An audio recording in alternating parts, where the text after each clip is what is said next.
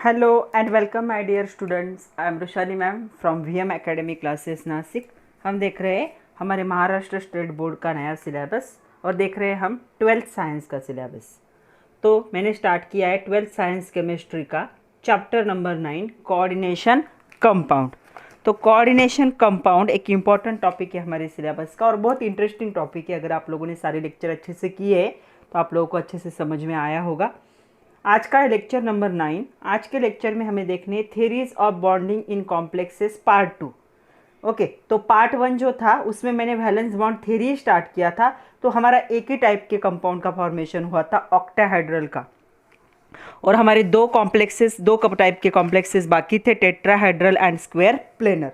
तो आज का है वैलेंस बॉन्ड थ्योरी वीबीटी का पार्ट 2। तो आज के लेक्चर में हम देखेंगे tetrahedral complexes and square planar complexes. तो चलो स्टार्ट करते हैं। Theories of bonding in complexes part 2, valence bond theory VBT part 2 देखेंगे। Tetrahedral complexes and square planar complexes, lecture number 9, chapter number 9, coordination compounds with VM academy Nashik. तो चलो valence bond theory का second part देखना हमें, tetrahedral complexes. तो same हमें वही steps follow करने जो हमने लास्ट लेक्चर में ऑक्टाहेड्रल के लिए फॉलो किए थे, और उसी से हमें ऐसे इसका स्ट्रक्चर लिखना है। तो क्वेश्चन कैसे होता है, explain the structure of tetrahedral complex NiCl4 2-। तो चलो कौन से स्टेप थे। पहला स्टेप था हमें देखना है कि ऑक्सीडेशन स्टेट क्या होगा Ni का। तो देखो यहाँ पे मैं यहाँ पे लिख रही हूँ NiCl4 और यहाँ पे 2-। तो क्लोरीन का होता है -1, इसका हम एज्यूम करेंगे x। सो x + 4 × -1 और पूरे कॉम्प्लेक्स पे -2 चार्ज है। तो क्या हो जाएगा, x - 4 = -2। तो x की वैल्यू कितनी होगी, +2। मतलब इसका ऑक्सीडेशन स्टेट कितना होगा, +2। इसका मतलब क्या है, Ni2+ आयन क्या होगा, इन्वॉल्व होगा। ओके, ये आप रब करके देख सकते हो, कहीं और पे करके देखना है पेपर में, वहीं पे मत करो। ओके, दूसरा पॉइंट हमें लिखना है अभी, ये जो निकेल है हमें इसका इलेक्ट्रॉनिक कन्फिग्रेशन लिखना है Ni2+ आयन का। तो ये क्या करेगा, अपने d ऑर्बिटल में से इलेक्ट्रॉन को क्या करेगा, डोनेट करेगा, 4s से करेगा। तो इसका लास्ट इलेक्ट्रॉनिक कन्फिग्रेशन क्या होगा, 3d8 4s2, ये इसका होगा। तो 3d8 4s2 मतलब इसे कितने इलेक्ट्रॉन डोनेट करने, 2। तो आउटर मोस्ट सेल कौन सी है, ये। तो इसका क्या हो जाएगा, आयन का 3d8 4s 0 हो जाएगा। तो देखो मैं यहाँ पे d ऑर्बिटल ड्रॉ कर रही हूँ। कितने इलेक्ट्रॉन है, 1 2 3 4 5 6 7 8। ओके, 4s एम्प्टी है और 4p भी एम्प्टी।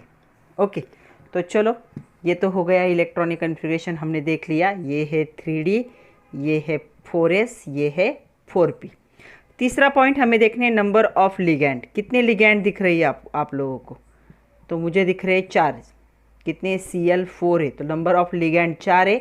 मतलब कितने वैकेंट ऑर्बिटल की ज़रूरत पड़ेगी, इसे 4 वैकेंट ऑर्बिटल की ज़रूरत पड़ेगी। तो यहाँ पे पेयरिंग भी हो जाए तो भी इसे यूज़ नहीं कर सकता हो, क्योंकि इसे पकड़ के 2 ही ऑर्बिटल हो जाएंगे। तो यहाँ पे पेयरिंग नहीं होगा। तो यहाँ पे कितने ऑर्बिटल इन्वॉल्व होंगे, ये 4 ऑर्बिटल क्या होंगे, इन्वॉल्व होंगे। कौन सा, 1 2 3 4। तो जो ऑर्बिटल इन्वॉल्व होंगे उनको हम दिखाएंगे यहाँ पे। तो ये जो कंडीशन थी वैसे की वैसे ही रहेगी। ओके, कौन सा, 3d ऑर्बिटल, 4s ऑर्बिटल और 4p ऑर्बिटल इन्वॉल्व होंगे इन द हाइब्रिडाइजेशन। तो ये दोनों हाइब्रिडाइजेशन में इन्वॉल्व होंगे। कितने की ज़रूरत है ऑर्बिटल की, 4 की। तो ये होंगे 1 2 3 4। तो ये हो गया s और p के कितने, 3। तो इसका हाइब्रिडाइजेशन हो गया sp3 हाइब्रिडाइजेशन। ओके, तो यहाँ पे sp3 हाइब्रिडाइजेशन दिखेगा। मतलब क्या होगा, यहाँ पे 4 मेटल आयन जो होंगे, 4 मेटल आयन ऑर्बिटल जो होगा बॉन्डिंग करेगा क्लोरीन के साथ। मतलब यहाँ पे जो क्लोरीन प्रेजेंट है, जिनके पास लोन पेयर है, ऐसे कितने, 4। तो और इलेक्ट्रॉन कहाँ पे एंटर होंगे, पहले का यहाँ पे पेयर, दूसरी पेयर यहाँ पे, तीसरी पेयर यहाँ पे एंड 4th पेयर यहाँ पे। तो ये हाइब्रिडाइजेशन हो गया sp3। अभी देखो नंबर ऑफ अनपेयर्ड इलेक्ट्रॉन है क्या, तो मुझे यहाँ पे 2 अनपेयर्ड इलेक्ट्रॉन दिख रहे। तो कितने, नंबर ऑफ अनपेड इलेक्ट्रॉन, तो अनपेड इलेक्ट्रॉन कितने, 2 है, तो ये बन जाएगा पैरा मैग्नेटिक। अगर नहीं होते तो क्या होता, डायामैग्नेटिक होता। Because of number of unpaired electron ये बन जाएगा पैरामैग्नेटिक। इसके पास 2 अनपेड इलेक्ट्रॉन है। लास्ट में हमें क्या करना है, इसका स्ट्रक्चर ड्रॉ करना है। तो चलो इसका स्ट्रक्चर ड्रॉ करते। तो स्ट्रक्चर क्या होगा, अभी टेट्राहेड्रल होगा स्ट्रक्चर। तो निकेल होगा सेंट्रल मेटल आयन, उसके पास कितने क्लोरीन है, ये एक क्लोरीन हो गया, ये दूसरा क्लोरीन हो गया, ये तीसरा क्लोरीन हो गया, और ये 4th क्लोरीन। आप चाहे तो ऐसे एरो दिखा सकते हो क्योंकि ये कोऑर्डिनेट बॉन्ड है। ओके, तो देखो, और इस पे कितना चार्ज होगा, 2- चार्ज। तो ऐसे होगा formation structure of the tetrahedral complex NiCl4 2-। तो बहुत सारे की प्रैक्टिस करेंगे हम ताकि आप लोगों को अच्छे से समझ में आ जाए। तो चलो सेकंड देखते हैं। दूसरा जो एग्जाम्पल है आपके टेक्स्ट बुक के ट्राई दिस क्वेश्चन का है, पेज नंबर 202 पे क्वेश्चन दिया है। Give VBT description for the bonding of each of following complex and predict the magnetic behaviour, ऐसा क्वेश्चन है। तो कॉम्प्लेक्स यहाँ पे दिया है ZnCl4 2-। तो इस कॉम्प्लेक्स का हमें क्या करना है, स्ट्रक्चर बताना है और मैग्नेटिक प्रॉपर्टी भी बतानी है। तो चलो सबसे पहला पॉइंट हमें देखना है ऑक्सीडेशन स्टेट Z का। तो यहाँ पे क्या है, 4 में से 2 चले गए, तो यहाँ पे +2 होगा, Zn2+ आयन होगा मतलब। ओके, तो Zn2+ आयन का इलेक्ट्रॉनिक कन्फिग्रेशन क्या होता है, जिंक का 30 है, 3d10 4s2। तो 3d10 4s कितने इलेक्ट्रॉन लूज करने, 2, तो यहाँ के चले गए। तो इस आयन का इलेक्ट्रॉनिक कन्फिग्रेशन क्या होगा, 3d10 4s0। तो सेकंड पॉइंट हमें वैकेंट ऑर्बिटल का इलेक्ट्रॉनिक कन्फिग्रेशन, ये 3d, इसके पास 5 ऑर्बिटल होते हैं, हर ऑर्बिटल में कितने इलेक्ट्रॉन होंगे, 2, क्योंकि 10 है ना। ओके, उसके साथ 4p जो है वैकेंट है 4s, और 4p भी क्या होगा, यहाँ पे वैकेंट ही होगा 4p ऑर्बिटल। ओके, अभी देखो नंबर ऑफ लिगैंड, ये क्या है 4p है। तो नंबर ऑफ लिगैंड कितने इसके पास, तो Cl4 है, मतलब कितने नंबर ऑफ लिगैंड, 4 है। नंबर ऑफ लिगैंड 4 है, इसका मतलब इसे कितने वैकेंट ऑर्बिटल की ज़रूरत है, तो इसे 4 वैकेंट ऑर्बिटल की ज़रूरत है। तो क्या होने चाहिए, मस्ट 4।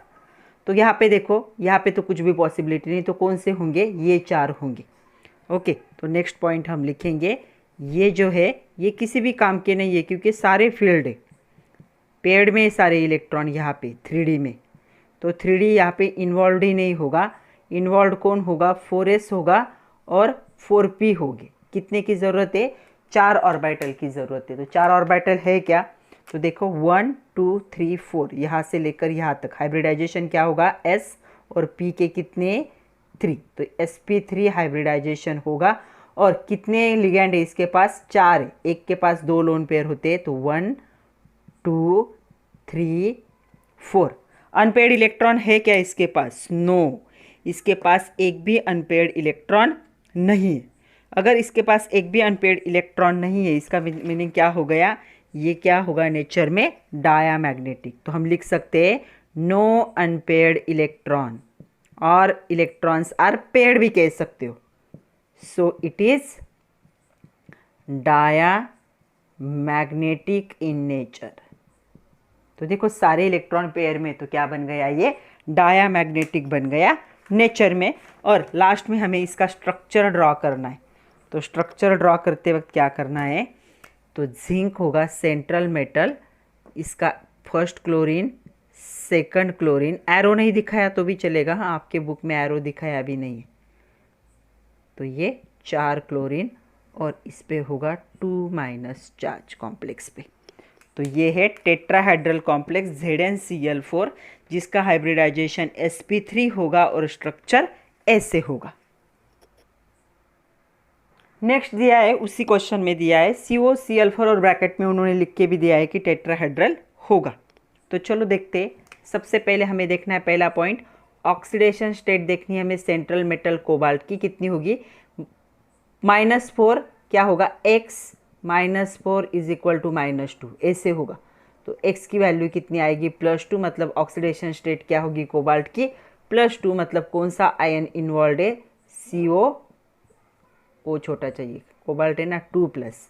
तो कोबाल्ट का एक्चुअल इलेक्ट्रॉनिक कन्फिग्रेशन क्या होता है, कोबाल्ट का एक्चुअल इलेक्ट्रॉनिक कन्फिग्रेशन होता है 3d7 4s2। तो कितनी इलेक्ट्रॉन डोनेट करनी है इससे, 2, तो लास्ट की यहाँ के 2 चले जाएंगे। तो इस आयन का इलेक्ट्रॉनिक कन्फिग्रेशन क्या होगा, 3d7 4s0। तो चलो हम देखते हैं कि इलेक्ट्रॉनिक कन्फिग्रेशन वैलेंस शेल का फॉर द CO2+ आयन। तो यहाँ पे कितने 7, 1 2 3 4 5 6 7, और 4p के पास और 4s के पास कुछ भी नहीं है, ये 4s ये 4p।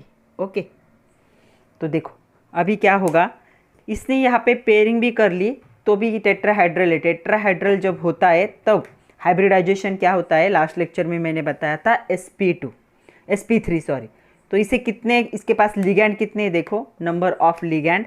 तो तीसरा पॉइंट है नंबर ऑफ लिगैंड है 4, मतलब कितने ऑर्बिटल की ज़रूरत है, इसे 4 ऑर्बिटल की ज़रूरत है। तो 4 ऑर्बिटल कौन से होंगे, 1 2 3 एंड 4। तो चलो चौथा पॉइंट एक बार फिर से लिखते हैं, यहाँ पे इलेक्ट्रॉन का पेयरिंग होगा क्या, तो यहाँ पे इलेक्ट्रॉन का पेयरिंग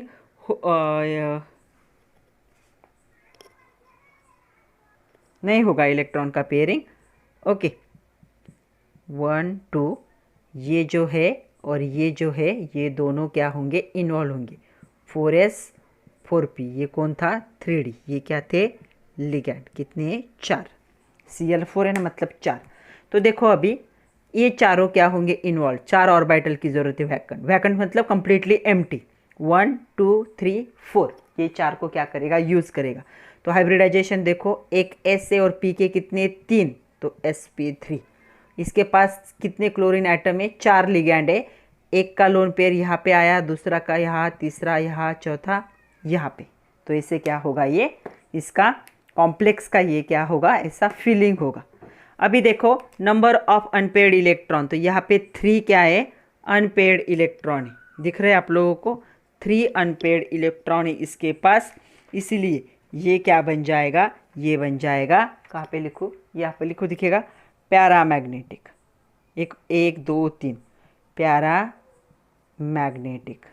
ओके, तो ये क्या है, पैरामैग्नेटिक है। अभी हमें इसका क्या करना है, स्ट्रक्चर ड्रॉ करना है। तो इजी पार्ट पे अभी हम आ गए, स्ट्रक्चर ड्रॉ करना है। तो टेट्राहेड्रल स्ट्रक्चर याद रखना है, कोबाल्ट इज सेंट्रल मेटल, यहाँ पे पहला क्लोरीन, यहाँ पे दूसरा क्लोरीन, यहाँ पे तीसरा क्लोरीन, और यहाँ पे 4th क्लोरीन। तो ये हो गया इसका स्ट्रक्चर। और इसके स्पीयर पे कितना चार्ज है, 2-। तो ऐसे क्या करोगे, ड्रॉ करोगे। तो हमने 3 एग्जाम्पल देखे टेट्राहेड्रल के। तो चलो अभी हमें देखना है स्क्वायर प्लेनर। टेट्राहेड्रल के 3 एग्जाम्पल देख लिए हमने, अभी हम देखते हैं स्क्वायर प्लेनर का। तो एक पहला एग्जाम्पल है हमारे पास NiCN4 2-। क्वेश्चन क्या आ सकता है, explain the structure of square planar complex NiCN4 2-। तो स्टेप तो सेम है, पहला क्या है, हमें ऑक्सीडेशन स्टेट फाइंड आउट करना है निकेल का, कितना है। तो देखो NiCN4 टाइम है ये, और 2-। तो Cn पे एक माइनस चार्ज होता है, तो इसे x एज्यूम करो।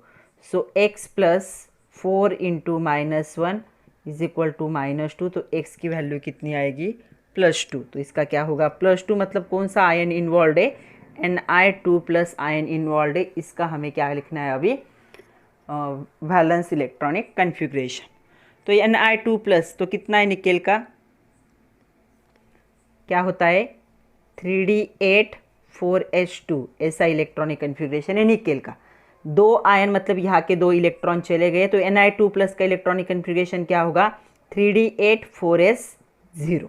तो चलो सेकंड पॉइंट हम लिखते हैं, इलेक्ट्रॉनिक कन्फिग्रेशन ये है 3d में कितने इलेक्ट्रॉन है, देखो 8 है, 1 2 3 4 5 6 7 8, और 4s और 4p दोनों भी क्या है, वैकेंट है। ओके, तीसरा पॉइंट देखो, इसके पास कितने लिगैंड है, नंबर ऑफ लिगैंड, Cn- क्या है इसका लिगैंड है, कितने, ये 4 बाहर चाहिए था, Cn4। कितने लिगैंड है इसके पास, ये एक्चुअल मैंने गलत लिखा, यहाँ पे ऐसा चाहिए। ओके, तो इसके पास कितने लिगैंड है? 4 लिगैंड है। मतलब वैकेंट ऑर्बिटल कितने चाहिए इसे? वैकेंट ऑर्बिटल भी कितने चाहिए? 4 चाहिए। ओके, तो देखो 4 कैसे होंगे अभी यहाँ पे अगर ये ऐसे कर लेगा एस और ये 4 कर लेगा, 1 2 3 4, तो इसका स्ट्रक्चर क्या हो जाएगा? टेट्राहेड्रल। लेकिन ये क्या है? स्क्वायर प्लेनर का एग्जाम्पल है, तो यहाँ पे पेयरिंग होगा। यहाँ पे क्या हो जाएगा? पेयरिंग कर लेगा ये कंपाउंड, ये इलेक्ट्रॉन यहाँ पे चला जाएगा। सो 1 2 3 4 5 6 पहले था ये, और यहाँ का इलेक्ट्रॉन यहाँ आएगा, और ये 3 है। 4s, ज़्यादा से ज़्यादा कितने ऑर्बिटल इन्वॉल्व हो सकते हैं? 3 हो सकते। तो कितने चाहिए इसे वैकेंट ऑर्बिटल? 4। तो यहाँ से लेकर यहाँ तक 4 ऑर्बिटल क्या होंगे?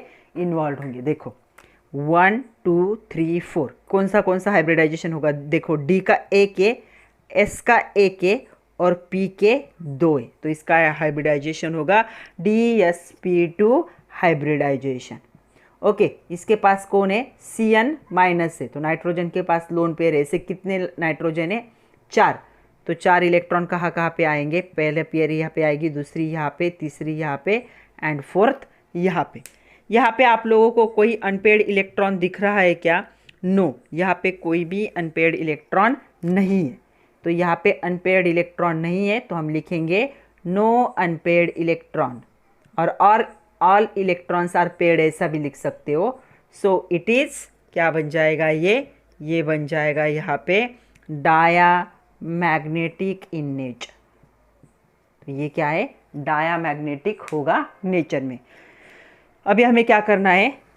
हमें जो स्क्वायर प्लेनर है ये, इसका हमें स्ट्रक्चर ड्रॉ करना है। तो स्क्वायर प्लेनर मतलब क्या होगा? प्लेन में ही होगा ना ये। तो ये हो गया nickel atom, central nickel atom, और इसके पास कितने Cn है? 4 Cn है। तो ये बन गया इसका स्क्वायर प्लेनर स्ट्रक्चर। हमेशा याद रखना है sp3 हाइब्रिडाइजेशन होता है टेट्राहेड्रल का, और स्क्वायर प्लेनर का क्या होता है? वो होता है DsP2। ओके, तो मैंने लास्ट लेक्चर में भी ले लिया था ये। तो इसका स्ट्रक्चर होगा ऐसे, इसे कहेंगे स्क्वायर प्लेनर। तो ये हम 11th में पढ़ चुके हैं, जब हमने केमिकल बॉन्डिंग देखा था तो हमने सारे ज्योमेट्री देखे। तो इसकी ज्योमेट्री क्या होगी? स्क्वायर प्लेनर होगी। सेम क्वेश्चन है, ट्राई दिस करके 202 पेज नंबर पे, उसी क्वेश्चन में ये भी पॉइंट है। Give VBT description of the bonding of the each of following complexes and predict the magnetic behaviour. उन्होंने दिया है PtCN4 2- और ब्रैकेट में लिख के दिया है स्क्वायर प्लेनर होगा ये। ओके, तो चलो देखते हैं इसका स्ट्रक्चर कैसे होगा। सबसे पहला पॉइंट है, हमें देखना है ऑक्सीडेशन स्टेट प्लैटिनम का। तो देखो प्लैटिनम इसका होता है -1, तो -4, उस साइड में जाके +4, -2 कितना हो जाएगा? ये होगा +2, मतलब Pt2+ आयन क्या होगा? यहाँ पे इन्वॉल्व होगा प्लैटिनम का। ओके, तो एक बार ऑक्सीडेशन स्टेट समझ में आया ना? प्लैटिनम को X कंसिडर करो, Cn कितने टाइम में? 4, एक का होता है -1, और ब्रैकेट पे कितना है? -2 चार्ज है। तो क्या होगा? X + 4 × -1 = -2। 11th में हम पढ़ चुके, = -2। तो x = 4 - 2, तो कितना हो जाएगा? +2 होगा। तो इससे क्या कर सकते हो? कैलकुलेट कर सकते हो। अभी प्लैटिनम का इलेक्ट्रॉनिक कन्फिग्रेशन जो वैकेंट के लिए होगा वो कैसे होगा? देखो यहाँ पे, तो एक्चुअल प्लैटिनम का होता है 5d8 और 6s2 होता है। तो ये 2 इलेक्ट्रॉन डोनेट करेगा, 2, तो ये क्या बन जाएगा? Pt2+ का क्या होगा? 5d8 6s0। तो चलो देखते हैं सेकंड पॉइंट। हमें लिखना है orbital electronic configuration outer most का। तो यहाँ पे होगा 5d, तो d ऑर्बिटल कौन सा है? यहाँ पे 3d नहीं है, 5 है। देखो 1 2 3 4 5 6 7 एंड 8। ओके, 6s में 2 इलेक्ट्रॉन थे लेकिन चले गए, तो वैकेंट है, और आगे का ऑर्बिटल यहाँ पे आएगा 6p। ओके, नाउ अभी देखो नंबर ऑफ लिगैंड कितने दिख रहे हैं आप लोगों को? 4 दिख रहे। नंबर ऑफ लिगैंड कितने? 4 Cn में, तो 4 है। तो वैकेंट ऑर्बिटल भी कितने लगेंगे? यहाँ पे 4 वैकेंट ऑर्बिटल की जरूरत है। स्क्वायर प्लेनर में क्या होता है? DsP2 हाइब्रिडाइजेशन होता है, मतलब यहाँ पे क्या हो जाएगी? पेयरिंग होगी।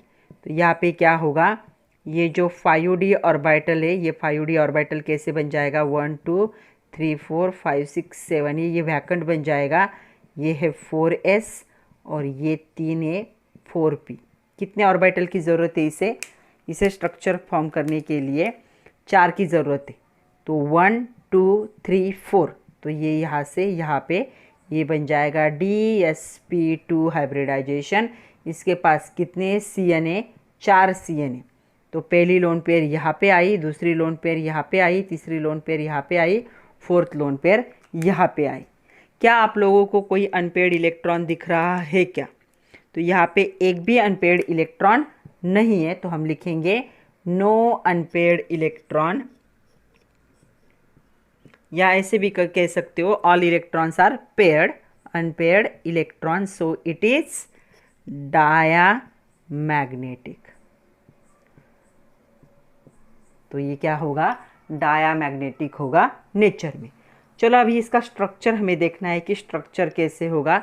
तो ये स्क्वायर प्लेनर है, तो प्लैटिनम उल्टा हो गया, अच्छा CN पहला, दूसरा CN, तीसरा CN और फोर्थ वन। ये क्या है, स्क्वायर प्लेनर है और इस कॉम्प्लेक्स पे कितना चार्ज है, 2-। तो ये स्क्वायर प्लेनर स्ट्रक्चर है इसका, तो इसे ऐसा ड्रॉ करेंगे। तो चलो कुछ एडिशनल क्वेश्चन देखते हैं अभी तो जितने जो यहाँ पे फॉर्मेट थे हमने सारे देख लिए। क्वेश्चन क्या है सुनो, आपके एक्सरसाइज का क्वेश्चन है, give valence bond description for the bonding in the complex VCl4-, ऐसा कॉम्प्लेक्स दिया है उन्होंने। Draw box diagram for the free metal ion, जो फ्री मेटल आयन होगा उसका बॉक्स डायग्राम भी ड्रॉ करना है। तो फ्री मेटल आयन का बॉक्स डायग्राम ड्रॉ करेंगे हम। Which hybrid orbital are used by the metal, इनमें कौन सा metal hybrid orbital metal use कर रहा है। And state the number of unpaired electron, मतलब हम जो करते हैं वही करना है, सिर्फ उन्होंने VCl4- के लिए पूछा है। तो चलो देखते हैं VCl4- का क्या होगा। सबसे पहला पॉइंट हमें देखना है इसका ऑक्सीडेशन स्टेट क्या होगा वैनेडियम का। तो देखो VCl4 है और माइनस है, तो इसे x एज्यूम करते हैं, इसका होता है -1। तो क्या होगा, x + 4 × -1 इज इक्वल टू -1। तो x - 4 इज इक्वल टू -1, तो x की वैल्यू कितनी होगी, +3। तो ये होगा +3, मतलब V3+ आयन क्या होगा यहाँ पे इन्वॉल्व होगा। अभी इसे मैं निकाल देती हूँ। तो वैनेडियम का इलेक्ट्रॉनिक कन्फिग्रेशन क्या होता है बच्चों, 3d1 4s, नहीं वैनेडियम 23 ना, 3d3 4s2 होता है। ओके, मैंने स्कैंडियम का एज्यूम कर लिया था। तो यहाँ पे इसे कितने इलेक्ट्रॉन डोनेट करने हैं, 3। तो यहाँ पे 2 कर देगा तो ये बन जाएगा 4s0, और यहाँ पे 1 कर देगा तो ये बन जाएगा 3d2। मतलब दूसरा पॉइंट, इलेक्ट्रॉनिक कन्फिग्रेशन कैसे आएगा, तो इसके 3d में कितने इलेक्ट्रॉन होंगे, 3 थे लेकिन 1 डोनेट कर दिया तो 2 रहेंगे। 4s के पास 1 भी नहीं है और 4p के पास भी 1 भी नहीं है। ओके, वैनेडियम का एटॉमिक नंबर 23। तो 3d3 4s2, तो 4s के 2 और 3d का 1, ऐसे 3 इलेक्ट्रॉन इसने डोनेट कर दिए, इसलिए 3+ चार्ज आया। तो ये है इसका 4s और ये है इसका 4p। अभी क्या होगा यहाँ पे, अभी इसका क्या होगा, इसके पास कितने लिगैंड दिख रहे हैं, तो इसके पास लिगैंड कितने देखो, तो लिगैंड है इसके पास 4 लिगैंड है Cl-। तो लिगैंड 4 है, तो वैकेंट ऑर्बिटल कितने लगेंगे इससे, वैकेंट ऑर्बिटल होंगे इसके 4 होंगे। ओके, तो वैकेंट ऑर्बिटल 4 होंगे तो कौन सा हाइब्रिडाइजेशन पॉसिबल है। अगर इसका स्ट्रक्चर टेट्राहाइड्रल है तो ये क्या कर सकता है, यहाँ पे हाइब्रिडाइजेशन होगा sp3, और अगर ये क्या है स्क्वायर प्लेनर होगा तो होगा DsP2। बट यहाँ पे देखो D के कितने वैकेंट ऑर्बिटल है, 3, और यहाँ पे 3 हम यूज़ नहीं कर सकते। हम ऐसे भी नहीं कर सकते कि इसका 1 यूज़ कर लो और 2 को छोड़ दो, हम नहीं कर सकते। एक तो क्या करना पड़ेगा, D के सारे यूज़ करने पड़ेंगे, या फिर हम एक भी यूज़ नहीं कर सकते जितने वैकेंट है। तो इसे हमें क्या करना होगा, छोड़ देना होगा। हम क्या करेंगे, इसका हाइब्रिडाइजेशन क्या होगा, sp3 हाइब्रिडाइजेशन होगा। ओके, तो ये यहाँ पे देखो नेक्स्ट जो पॉइंट होगा, फोर्थ पॉइंट क्या होगा, ये जो है 3D ऑर्बिटल ये ऐसे के ऐसे ही रहेगा, इसके पास 2 इलेक्ट्रॉन है और 3 ब्लैंक स्पेस है।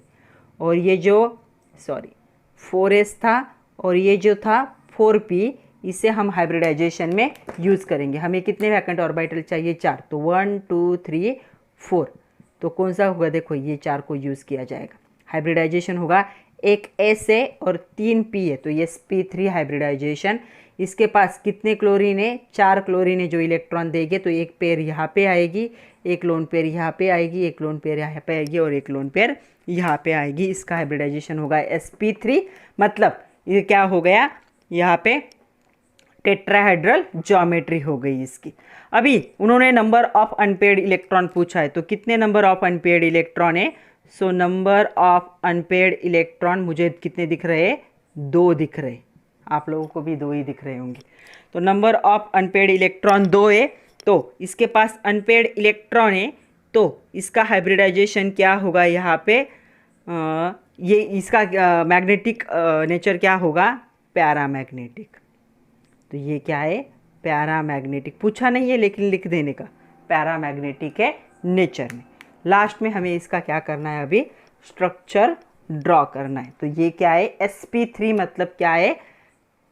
यहाँ पे टेट्राहेड्रल, तो ये बन गया पहला Cl, ये दूसरा Cl, ये तीसरा Cl और ये 4th Cl। और पूरे कॉम्प्लेक्स पे कितना चार्ज है? 1 माइनस चार्ज। तो ये है VCl4 विथ टेट्राहेड्रल। लिख देती हूँ मैं यहाँ पे, क्या होगा? ये टेट्राहेड्रल कॉम्प्लेक्स होगा। कैसे आइडेंटिफाई किया हमने? हाइब्रिडाइजेशन क्या हुआ इसका? sp3। और एक क्वेश्चन है आपके एक्सरसाइज में से ही है। क्या क्वेश्चन है? देखो क्वेश्चन है COCl4 2- is the tetrahedral complex. ये क्या है? टेट्राहेड्रल कॉम्प्लेक्स है।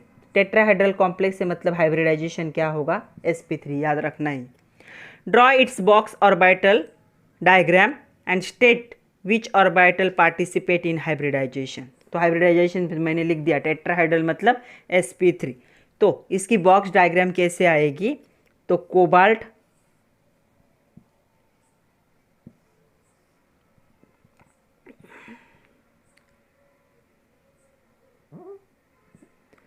ये क्या था? 3D 4s 4p। ओके, तो इसका वैकेंट ऑर्बिटल इलेक्ट्रॉनिक कन्फिग्रेशन ऐसे था, वो वैसे के वैसे रहेगा कोबाल्ट का। और हाइब्रिडाइजेशन कौन सा होगा इसका? sp3 होगा। यहाँ पे एक लोन पेयर होगी लिगैंड की, यहाँ पे दूसरी, यहाँ पे तीसरी और यहाँ पे चौथी। तो इसका क्या है? हाइब्रिडाइजेशन क्या है इसका? sp3 हाइब्रिडाइजेशन है। 1 4s, एक क्या है? 4s और 3 क्या है? 4p ऑर्बिटल क्या हो रहे हैं? हाइब्रिडाइजेशन में इन्वॉल्व हो रहे हैं, इसीलिए sp3। एक s और 3 p ऑर्बिटल क्या हो रहे हैं? यहाँ पे हाइब्रिडाइजेशन में इन्वॉल्व हो रहे हैं, तो इसका हाइब्रिडाइजेशन क्या होगा? sp3 हाइब्रिडाइजेशन होगा।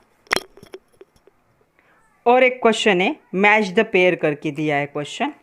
और ये जो है वैलेंस बॉन्ड थ्योरी बच्चों, इस पे आपके बुक के जो एक्टिविटी है उसमें भी दिया है, तो वो भी एक्टिविटी को भी आप कंप्लीट करना। ओके, एक साइड में कॉम्प्लेक्स दिया है और दूसरे साइड में उनका हाइब्रिडाइजेशन दिया है और हमें मैच करना है पेयर को। ओके, तो कॉम्प्लेक्स कौन से दिए देखो, NiCN4 2- मैंने सारे लिए हैं। दूसरा है NiCO4। तीसरा है MnF6 4-, ये मैंने नहीं लिया है, आप लोग खुद से करो होमवर्क के लिए। FeCN6 4-। ओके, हाइब्रिडाइजेशन दिया है यहाँ पे sp3d2। दूसरा दिया है यहाँ पे sp3, यहाँ पे दिया है d2sp3 और यहाँ पे dsp3। तो ऐसा हाइब्रिडाइजेशन कब होता है? जब ऑक्टाहेड्रल होता है। मैं आप लोगों के लिए इन्फॉर्मेशन के लिए बता रही हूँ, ये कब होता है? जब ऑक्टाहेड्रल होता है। sp3 कब होगा? जब क्या होगा? वो टेट्राहेड्रल होगा। और DsP2 कब होगा, जब वो क्या होगा, स्क्वायर प्लेनर होगा। ये याद रखना है आप लोगों को। तो चलो मैच करते हैं। NiCN4 2-, ये कैसा है, ये स्क्वायर प्लेनर होता है इसका स्ट्रक्चर, तो ये हाइब्रिडाइजेशन दिखाएगा DsP3। दूसरा जो है ये इसका जो होता है ये क्या होगा, ये टेट्राहाइड्रल होता है, तो इसका उसके सामने ही है। उसके बाद MnF6 4-, तो MnX ये 4- जो है ये कौन सा हाइब्रिडाइजेशन दिखाता है, sp3d2, ये हाइब्रिडाइजेशन दिखाएगा। और लास्ट वाले का क्या होगा, CD2sp3 हाइब्रिडाइजेशन को ये दिखाता है। तो ऐसे पेयरिंग होंगी। तो NiCN4 2- इसका स्क्वायर प्लेनर ज्योमेट्री है, इसलिए DsP3 हाइब्रिडाइजेशन होगा। NiCO4 ये कोबाल्ट नहीं है, कार्बन मोनोऑक्साइड है, तो ये जो है ये क्या है, टेट्राहेड्रल ज्योमेट्री इसकी, इसलिए sp3 हाइब्रिडाइजेशन दिखाएगा। MnF6 4- ये ऑक्टाहेड्रल है, sp3d2 हाइब्रिडाइजेशन दिखाता है। ये आप लोगों के लिए होमवर्क है, आप लोग करोगे। FeCN6 4-, अगर ये मैंने लिया है तो ठीक है, नहीं लिया है तो ये भी होमवर्क के लिए। इसका हाइब्रिडाइजेशन है D2sp3 और ये भी एक ऑक्टाहेड्रल कॉम्प्लेक्स है। तो ऐसे कभी कभी मैच द पेयर में क्वेश्चन आ जाते। चलो अभी हमें वैलेंस बॉन्ड थ्योरी के लिमिटेशंस देखने। ये एक सक्सेसफुल थ्योरी है, बहुत ही ज़्यादा सक्सेसफुल है, बट हर चीज़ में कुछ ना कुछ होता है, इसमें भी थोड़े से लिमिटेशंस है। क्वेश्चन आता है एग्जाम में, right limitations of valence bond theory, 2 mark के लिए होता है। तो सबसे पहला पॉइंट है लिमिटेशन में, ये जो थ्योरी है does not explain high spin and low spin nature, तो वो अच्छे से एक्सप्लेन ही नहीं किया है। जब हम क्रिस्टल फील्ड थ्योरी देखेंगे ना, तो उसमें हम डिटेल में देखेंगे कि हाई स्पिन और लो स्पिन क्या होता है। तो ये क्या है, हाई स्पिन और लो स्पिन नेचर जो होता है, कॉम्प्लेक्स का नेचर होता है ये, ओके, कॉम्प्लेक्स का, इसे उन्होंने अच्छे से एक्सप्लेन नहीं किया। फेल टू एक्सप्लेन कह सकते हो या इग्नोर कह सकते हो।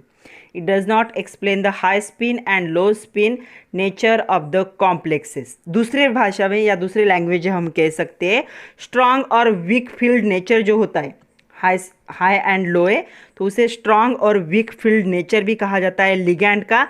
उन्होंने ये अच्छे से डिस्टिंग्विश ही नहीं किया। तो लिगैंड का जो होता है स्ट्रांग और वीक फील्ड नेचर जो होगा, वो ये थ्योरी अच्छे से एक्सप्लेन नहीं कर पाई, उसे हम कहेंगे हाई स्पिन लो स्पिन कॉम्प्लेक्स का अच्छे से एक्सप्लेन नहीं किया। ये पहला उनका लिमिटेशन था वैलेंस बॉन्ड थ्योरी का या VBT का। दूसरा यहाँ पे, it does not provide any explanation for the colour of coordination compound. तो जो कलर होते कोऑर्डिनेशन कंपाउंड के, उनके लिए कोई भी एक्सप्लेनेशन उन्होंने दिया नहीं। उन्होंने ये बताया मैग्नेटिक नेचर, पैरामैग्नेटिक है या डायामैग्नेटिक है वो बताया, लेकिन जो कलर्ड कॉम्प्लेक्स होते हैं, तो ये जो डी ब्लॉक के एलिमेंट जो कोऑर्डिनेट कंपाउंड फॉर्म करते हैं वो अलग अलग कलर देते। तो ये जो कलर था, कलर पे उन्होंने कोई भी एक्सप्लेनेशन नहीं दिया। इन कॉम्प्लेक्स को कलर क्यों होते वो ये थ्योरी बता ही नहीं पाई, उस पर उन्होंने कुछ भी नहीं बताया। मैग्नेटिक नेचर बताया लेकिन कलर नहीं बताया, तो क्या लिखोगे दूसरा limitation, it does not provide any explanation और information for the colour of coordination compound. ये दूसरा लिमिटेशन था उनका। थर्ड लिमिटेशन क्या है देखो, the structure of complexes predicted from the VBT would not always match necessarily with the determine from the experiment. तो ये जो हमने स्ट्रक्चर फॉर्मेशन देखा, वो स्ट्रक्चर फॉर्मेशन जैसे कि हमने देखा कि वे अलग अलग पॉइंट से, तो ये जो स्ट्रक्चर फॉर्मेशन है ये क्या है, एक्सपेरिमेंट से किए गए स्ट्रक्चर से मैच नहीं करता 100%। तो करता है लेकिन 100% मैच नहीं। तो थर्ड क्या लिमिटेशन है, जो स्ट्रक्चर होते हैं यहाँ पे जो कॉम्प्लेक्सेस के जो प्रेडिक्ट किए गए बाय द स्टेप फॉर्मेशन के स्टेप से VBT के, वुड नॉट ऑलवेज मैच, हमेशा क्या है एक्सपेरिमेंटल स्ट्रक्चर से वो कभी हमेशा मैच नहीं करते। मतलब 90% मैच होगा लेकिन 10% क्या आएगा, वेरिएशन आएगा। तो ये 3 लिमिटेशन है वैलेंस बॉन्ड थ्योरी के। इन तीनों को छोड़ दिया तो थ्योरी 100% क्या है, वेल अच्छे से एक्सप्लेन किए। तो पहला क्या था, हाई स्पिन लो स्पिन कॉम्प्लेक्स के नेचर को एक्सप्लेन नहीं किया। दूसरा, उन्होंने कोई भी एक्सप्लेनेशन नहीं दिया कलर ऑफ कोऑर्डिनेशन कंपाउंड का। और तीसरा है स्ट्रक्चर फॉर्मेशन जो प्रेडिक्ट किया है उन्होंने by the valence bond theory, वो एक्सपेरिमेंटल स्ट्रक्चर से हमेशा क्या है, ऑलवेज मैच नहीं होता। तो ये 3 क्या है, लिमिटेशंस थे। तो आज के लिए इतना ही था बच्चों। आज हमने वैलेंस बॉन्ड थ्योरी का जो रिमेनिंग पार्ट था उसे अच्छे से कंप्लीट कर लिया है। तो इसके लिमिटेशन फुलफिल करने के लिए दूसरी थ्योरी आई थी जिसे कहा जाता है क्रिस्टल फील्ड थ्योरी और CFT।